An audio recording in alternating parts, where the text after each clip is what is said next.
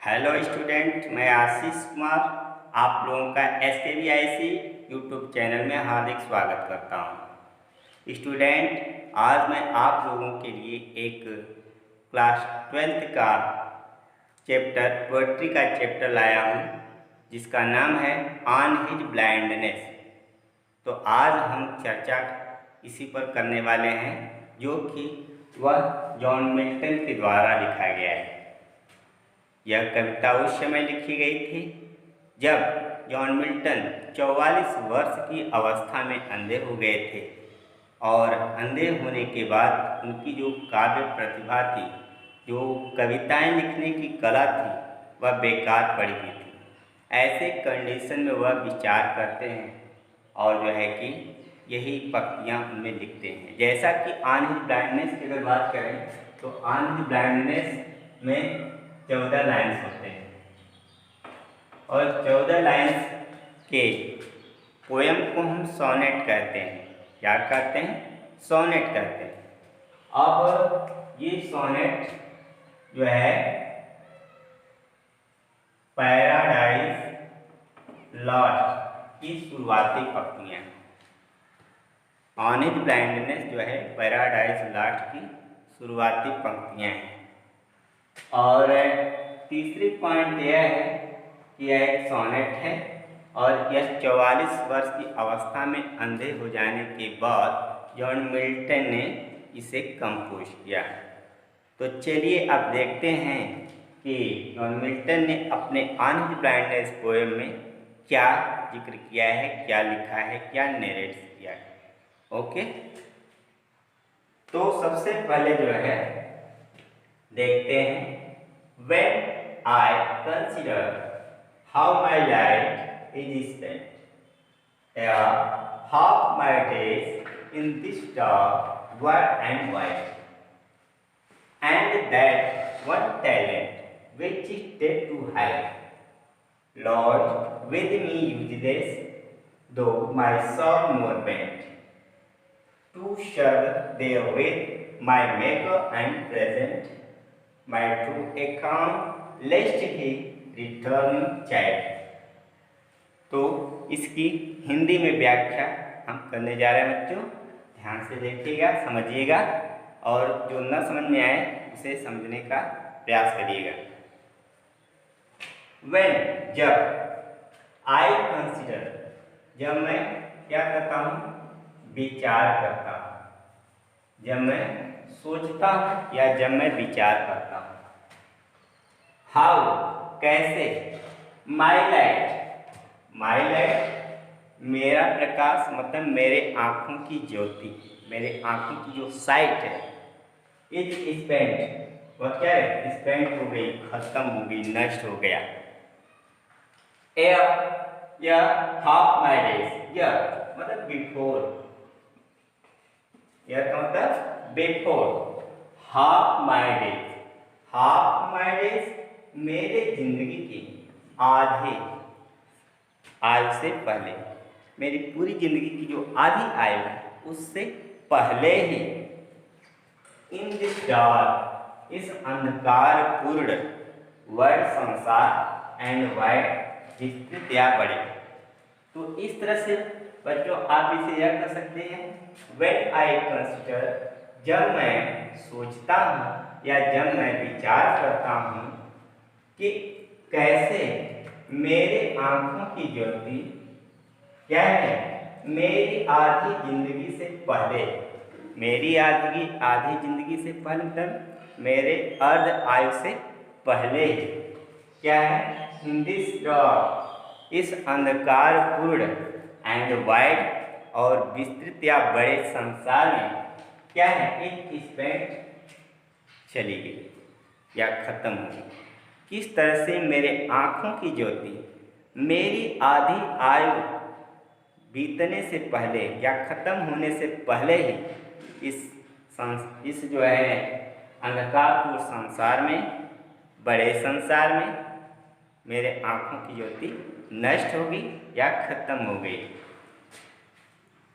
And that one talent, and और that जो, one एक, जो एक टैलेंट, क्वालिटी मतलब प्रतिभा एक तरह से या योग्यता, तो और जो एक योग्यता थी मेरे पास मतलब जॉन मिल्टन के पास, जॉन मिल्टन के पास जो योग्यता थी, काव्य लिखने की योग्यता, कविताएं लिखने की योग्यता थी, तो वह योग्यता विच जो इज डेथ मृत्यु के समान है, मृत्यु के समान है, टू हाइड छिपाना, उसे छिपाना मृत्यु के समान है। यहाँ पे मिल्टन यह कह रहे हैं कि मेरे अंदर जो कविताएं लिखने की या काव्य की जो प्रतिभा है वह क्या है, वह अगर उसे हम छोड़ दें या छिपा दें, न लिखें, तो वह हमारी मृत्यु के समान है। लॉस्ट विद मी, लॉस्ट जो क्या है, पड़ी हुई है, जो लॉस्ट मतलब जो वह ले है मतलब पड़ी है, तो ये क्या है कि जो वह काव्य प्रतिभा क्या है, पड़ी है, क्या है, विद मी विजलेस, मेरे साथ, मेरे पास, यूजलेस बेकार, जो मेरे पास बेकार पड़ी हुई है। दो माई सॉल मोर बेस्ट, तो यद्यपि माई सॉल मेरी आत्मा, मेरी स्पिरिट, मेरी आत्मा मतलब कि कवि जॉन मिल्टन की आत्मा, मोर बेंट, यहाँ पे बेंट का मतलब एक्साइटेड, उत्सुक, ठीक है, तो यहाँ पे मोर का मोर बेंट तब जॉन मिल्टन की जो आत्मा है वह मोर बेंट है, बहुत ही ज़्यादा ही उत्सुक है। किसके लिए उत्सुक है, टू सर्व, सेवा करने के लिए, टू सर्व सेवा करने के लिए, देयर विद माई मेकर, अपने जो है किसका, मेकर का, अपने सृष्टिकर्ता का, अपने भगवान या ईश्वर का, अपने गॉड का। तो यद्यपि जॉन मिल्टन की आत्मा जो है अपने निर्माणकर्ता या ईश्वर या गॉड की सेवा करने के लिए आतुर है या तैयार है या तत्पर है, ठीक है। तो एंड प्रेजेंट, और वह जॉन मिल्टन प्रस्तुत करना चाहते हैं क्या, माई ट्रू अकाउंट, अपने जो है ट्रू अकाउंट, तुमने सही लेखा जोखा को। ऐसा माना जाता है कि लोग कहते हैं मृत्यु के बाद लोग अपने जीवन के सारे लेखा जोखा को ईश्वर के प्रति, ईश्वर के सामने प्रस्तुत करते हैं। तो यही बात इन्होंने यह भी कही है कि and present my true account, वह मैं अपने सही लेखा जोखा को क्या करना चाहता हूँ, लिस्ट, सही लेखा जोखा को प्रेजेंट करना चाहता हूँ, प्रस्तुत करना चाहता हूँ। लेस्ट कहीं ऐसा न हो कि, कहीं ऐसा न हो कि ही वह मतलब जॉन रिटर्निंग, यहाँ पे ईश्वर मतलब कि कहीं ऐसा न हो कि वह मतलब गॉड रिटर्निंग, लौटते हुए क्या, आदमी जो है ईश्वर के पास से आता है और वहीं चला जाता है, तो वहाँ पर मतलब वहीं से आता है वहीं चला, तो रिटर्निंग टाइम, वहाँ पे प्रस्तुत होने के समय शायद फटकारा जाए, कहीं ऐसा ना हो कि वह मुझे फटकारे या डांटे। चलिए एक बार इसकी हिंदी में व्याख्या समझ लेते हैं। एंड दैट वन टैलेंट, और जो एक प्रतिभा मेरे पास है मतलब जॉन मिल्टन के पास है, विच डेट टू हैड, उस प्रतिभा को, उस काव्य की प्रतिभा को छिपाना मृत्यु के समान है। Lord with me useless, Lord with me useless, जो कि जॉन मिल्टन के पास बेकार पड़ी हुई है, लॉर्ड है पड़ी हुई है मतलब बेकार पड़ी हुई है। दो माई शॉप मूवमेंट, दो यद्यपि माई शॉप मतलब जॉन मिल्टन की जो आत्मा है, मूवमेंट बहुत ही उत्सुक है, एक्साइटेड है, excite to serve there with my maker, सेवा करने के लिए देयर विद माई मेकर, अपने निर्माणकर्ता का या अपने ईश्वर का या गॉड की सेवा करना चाहता है। एंड प्रेजेंट, और प्रस्तुत करना चाहता है माई ट्रू अकाउंट, और वह जो है कि अपने सही लेखा जोखा को उस समय प्रस्तुत करना चाहता है जब वह ईश्वर के पास जाएगा। मृत्यु के पश्चात जब ईश्वर के पास जाएगा तो वह अपने सही लेखा जोखा को रखना चाहता है, लेकिन कवि को डर है कि कहीं ऐसा ना हो, लेस्ट ही कहीं ऐसा ना हो ही वह तो गॉड उसको क्या करे, चाइड करे, उसे डांटे, स्कोर करे, फटकारे। तो कवि को इस तरह से डर होता है। ठीक है, अब नेक्स्ट देखते हैं। Doth God exacted labor like denied? I fondly ask, but patrons to prevent that murmur soon replies, God doth not need either man's work or his own gift who best.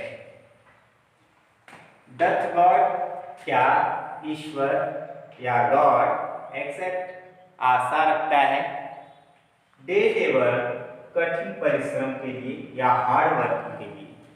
तो John Milton यह कहते हैं कि क्या God हमारा जो है कि अब भी मुझसे कठिन परिश्रम करवाना चाहता है?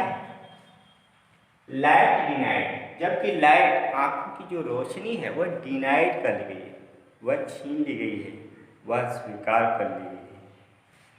तो जब आंखों की रोशनी चले जाने के बावजूद भी क्या ईश्वर जो है मुझसे कठिन परिश्रम की आशा रखता है?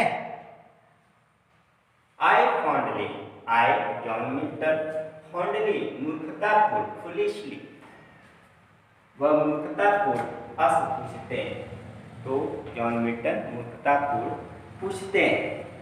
बट पैटर्न्स, लेकिन धैर्य यानी उनकी अंतरात्मा, टू प्रिवेंट रोकने के लिए, लेकिन उनकी अंतरात्मा या उनके अंदर की आवाज़ टू प्रिवेंट रोकने के लिए, दैट मर्मर उस बुदबुदाहट, उस शिकायत, यहाँ पे मर्मर मतलब तो आवाज़ होती है, कलकल की भी आवाज़ होती है या कोई बड़बड़ाने की आवाज़ हो, तो उस यहाँ पे शिकायत से मतलब है। तो उस शिकायत को रोकने के लिए वह क्या, उनकी जो अंतरात्मा है सून रिप्लाइज, तुरंत उत्तर देती है। क्या उत्तर देती है?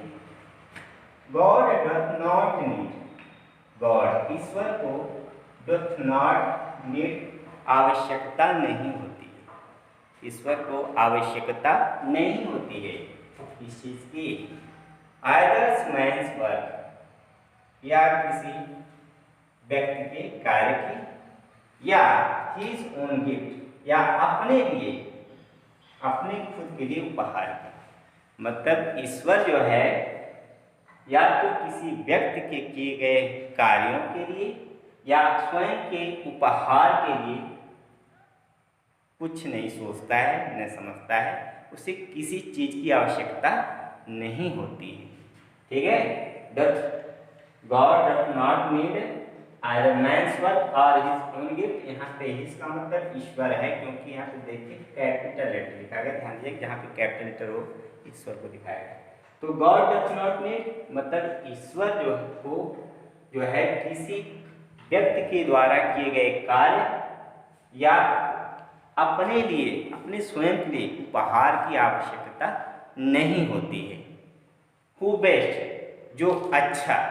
अब इसके आगे हम देखते हैं, रिमेनिंग पार्ट आगे है उसे देखते हैं। हु बेस्ट, हु बेस्ट जो अच्छी तरह से या जो अच्छे ढंग से, बेयर सहन करते हैं, जो अच्छे ढंग से सह लेते हैं, हिज गॉड मतलब ईश्वर के द्वारा, मेरे आप दी गई यातनाएं, या में तो बैल होता है, बैल के ऊपर जो रखा जाता है बोझ वगैरह, तो ऐसे में इसका अर्थ हो गया ईश्वर के द्वारा दी गई यातनाएं या कष्ट।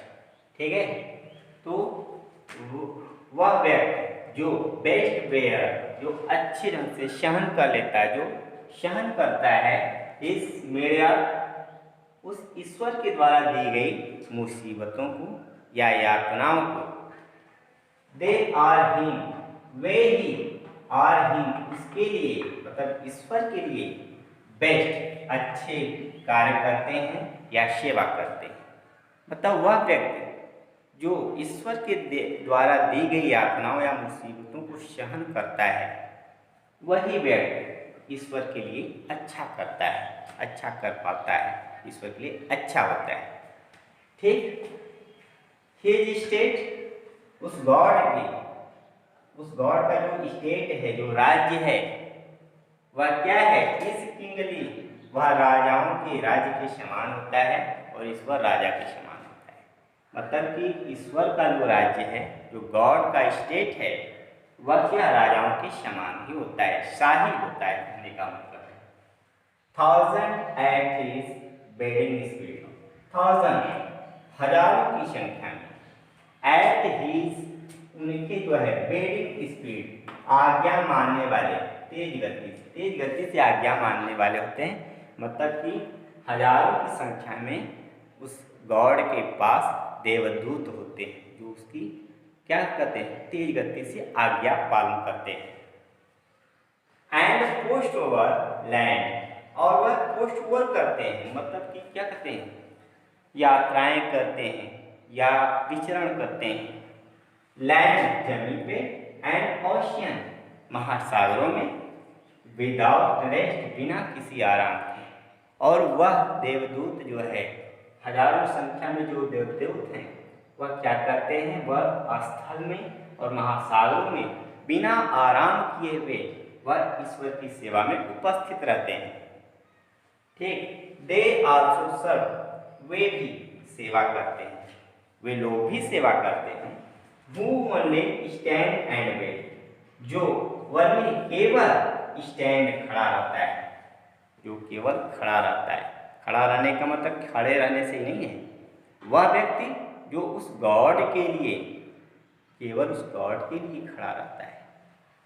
एंड वेट, और प्रतीक्षा करता है, और उनकी प्रतीक्षा करता है। तो ऐसे व्यक्ति भी क्या करते हैं?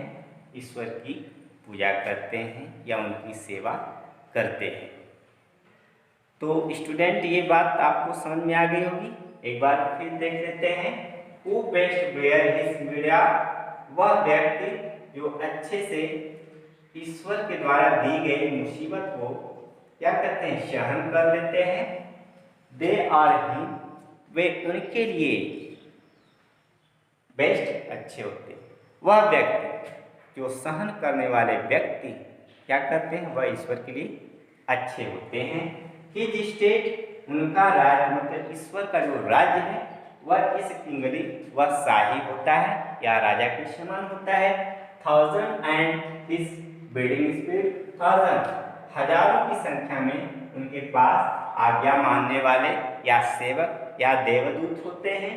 And post over land and ocean without pay, और बिना आराम किए हुए वे लोग क्या करते हैं?